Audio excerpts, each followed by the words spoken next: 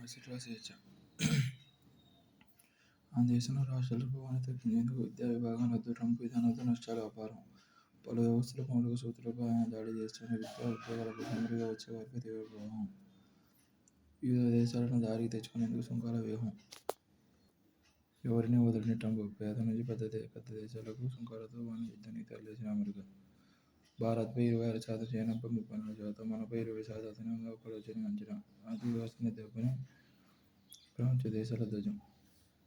మన ఫార్మా కూడా ట్రంప్ సుంకాల మినహాయింపు అమెరికాపై భారం పడుతుందనా?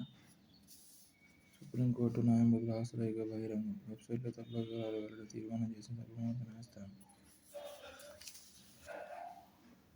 లారస్ ల్యాబ్ 5,000 కోట్ల పెట్టుబడి. అనకాపల్లి జిల్లాల బాధితులకు ఇండియన్ టెక్నికల్ సీఈఓ చంద్రబాబును కలిసిన ఆ సంస్థ సీఈఓ. లండన్ నుంచి ముంబై వస్తున్న విమానం అత్యవసర ల్యాండింగ్. తుర్కీలో చిక్కుకున్న 200 మంది భారతీయులు. పశ్చిమ బెంగాల్లో 25,753 మంది టీచర్ల నియామకం రద్దు. సుప్రీంకోర్టులో మమతకు ఎదురుదెబ్బ.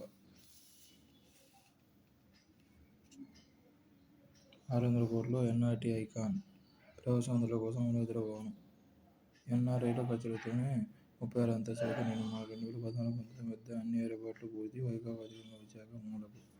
కూటమి రాకతో మళ్లీ పట్టాలపైకి. టెండర్లు గెలిచిన ఏపీఎస్ఆర్టీ సొసైటీ. కొంచెం మెడపై కత్తి. అణు కార్యక్రమంపై చర్చలకు ఒప్పుకోకపోతే ఇరాన్పై కనీవినీ స్థాయిలో బాంబుల వర్షం కురిపిస్తామని ట్రంప్ ఇటీవల హెచ్చరించారు. అమెరికాతో నేరుగా చర్చించే ప్రశ్నే లేదని, తెగేదాకా లాగితే తమ మనోవ్యథలు వాడటానికైనా అమెరికా వాడుకోమంటూ ఇరాన్ నేతలు తేల్చి చెబుతున్నారు. సవాళ్లు ప్రతి సవాళ్లతో సంక్షిప్త పశ్చిమాసియా ఇంకా వేడెక్కుతుందని అమెరికా తన అమ్ముల పొదిలోని కీలక అణ్వస్త్రాలను ఇరాన్పైకి ఎక్కుపెడుతోంది. అందులో భాగంగానే ఆకాశ భూతాలుగా వాసికెక్కిన B-2 బాంబర్లను డియాగో గార్సియా ద్వీపంలోని తన సైనిక స్థావరంలో మోహరిస్తోంది. తిరువనంతపురానికి 1,200 మైళ్ల దూరంలో హిందూ మహాసముద్రం నడిమధ్యలో ఉండే డియాగో గార్సియాపై తానే ముందుగా దాడి చేసే అవకాశాన్ని ఇరాన్ పరిశీలిస్తున్నట్లుగా కథనాలు వెలువడుతున్నాయి.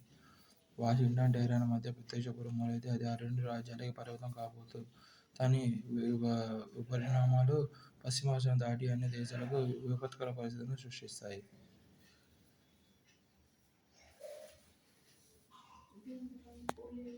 2021లో ఇరాన్తో వ్యూహాత్మక సహకార ఒప్పందం కుదుర్చుకున్న చైనా సైతం టెహ్రాన్ తరఫున మోహరించే అవకాశం ఉన్న అమెరికా ఆయుధాలకు పనిచెబితే హర్ముజ్ జలసంధిని మూసేస్తానని ఇరాన్ వర్గాలు ఖరాఖండిగా చెబుతున్నాయి. అదే జరిగితే అంతర్జాతీయ ఇంధన సరఫరా అంతా అస్తవ్యస్తమై ఎన్నో దేశాలు అగచాట్ల పాలవుతాయి. సాధారణ జనజీవితాలను దుర్భరం చేసేందుకు చర్యలకు దూరంగా వాషింగ్టన్ ఇప్పుడంతా విచక్షణతో వ్యవహరిస్తుందనేది కీలకం. 1922లో 15 దేశాలు కలిసి సోవియట్ యూనియన్గా ఏర్పడ్డాయి. అది 1990లో విచ్ఛిన్నమై భాగస్వామ్య దేశాలని సామ్రాజ్యవాదాలని విడనాడలేదు. 1990 దశకంలో ఆర్థిక మాంద్యం తర్వాత ఇండియా సరళీకృత విధానాలపై మళ్లింది. నిజానికి ఫెడరల్ వ్యవస్థకు లైసెన్స్ ఫెయిర్ అనే భావన నాంది పలికింది. ప్రజలు ఏ పని చేయాలనుకుంటే ఆ పని చేసుకునే స్వేచ్ఛ వారికి ఉండాలి. 18వ శతాబ్దంలో ఫ్రెంచ్ ఆర్థిక వేత్తలు కొందరు ఈ సిద్ధాంతాన్ని ప్రతిపాదించారు. ఆడమ్ స్మిత్ 1876లో ప్రచురించిన ది వీల్స్ ఆఫ్ నేషన్స్ గ్రంథంలో అది మరింత బలపడింది. ప్రమాదంలో భారత్ పెట్టుబడులు. దక్షిణ సూడాన్లో మరోసారి అంతర్యుద్ధం మేఘాలు కమ్ముకుంటున్నాయి. ఇది భారత్కు ఆందోళన కలిగించే పరిణామం. ఈ సంక్షోభం ఆ దేశ ఇంధన రంగంలో ఇండియా పెట్టుబడులకు ముప్పుగా పరిణమిస్తోంది. ఆఫ్రికా ఖండంలో మన దేశ ఆర్థిక దౌత్య సమీకరణాల గొడ్డలి పెట్టుగా మారనుంది. భారత్ దక్షిణ సూడాన్కు వినిమయ, గృహోపచార వస్తువులు, ఆహార పదార్థాలు, ఔషధాలు, ద్విచక్ర వాహనాలు, త్రిచక్ర వాహనాలు వంటివి ఎగుమతి చేస్తోంది. ఈ వాణిజ్యం ప్రత్యక్షంగా కాకుండా ఉగాండా, కెన్యా, UAE వంటి దేశాల మధ్యవర్తిత్వంతో సాగుతోంది. 2023-24 ఆర్థిక సంవత్సరంలో భారత్, దక్షిణ సూడాన్ల మధ్య $41.84 మిలియన్ వాణిజ్యం జరిగింది. ప్రస్తుత సంక్షోభంలో ONGC విదేశీ సంస్థ ఆ దేశంలో పెట్టిన పెట్టుబడులకు ముప్పు తలెత్తింది. దక్షిణ సూడాన్ మరోసారి అంతర్యుద్ధానికి అతి చేరువలో ఉంది. ఈ దేశానికే కాకుండా తూర్పు ఆఫ్రికా ప్రాంతం మొత్తానికి ఇది అంతగా శ్రేయస్కరం కాదు. దక్షిణ సూడాన్ చుట్టూ భూమే ఉండటంతో చమురు రవాణా చేయాలంటే పైప్లైన్ ద్వారా సూడాన్ రేవులకు చేర్చాల్సిందే.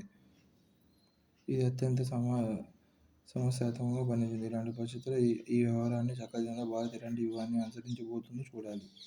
థాయిలాండ్తో భారత్ వ్యూహాత్మక భాగస్వామ్యం, ద్వైపాక్షిక బంధం ఉన్నతీకరణకు నిర్ణయం. ఆ దేశ ప్రధాని షినవాత్రాతో మోదీ భేటీ. $1.35 లక్షల కోట్లతో నిప్పాన్ ఉక్కు కర్మాగారం, 3 స్టార్ హోటళ్లలో బార్ లైసెన్స్ ఫీజు తగ్గింపు, వేంపాడు ఛానళ్ల అదనపు వ్యయం దర్యాప్తు. కేబినెట్ నిర్ణయాలు వెల్లడించిన మంత్రి పార్థసారథి. తిరుపతి, పళని మధ్య ఆర్టీసీ సర్వీసులు ప్రారంభించిన ఉప ముఖ్యమంత్రి పవన్ కళ్యాణ్. వక్ఫ్ బిల్లుకు పార్లమెంటు ఆమోదం, రాజ్యసభలో గట్టెక్కిన ఉమ్మేది, మూజువాణి ఓటుతో ఆమోదం. వక్ఫ్ బిల్లు రాజ్యాంగంపై దాడే, సీపీపీ భేటీలో సోనియా గాంధీ. ట్రంప్ సుంకాల జోరు, దేశాలన్నీ బేజారు, భారత్పై 26% కాదు 27%, మొత్తం 60 దేశాలపై వడ్డన, ఆచితూచి స్పందించిన కేంద్రం. మోదీ పలు దేశాల సుంకాలు ఇలా: Cambodia 40%, Vietnam 46%, Sri Lanka 44%, Bangladesh 37%, Thailand 36%, China 34%, Pakistan 29%, దక్షిణ Korea 26%, Japan 24%, European union 20%, Britain 10%.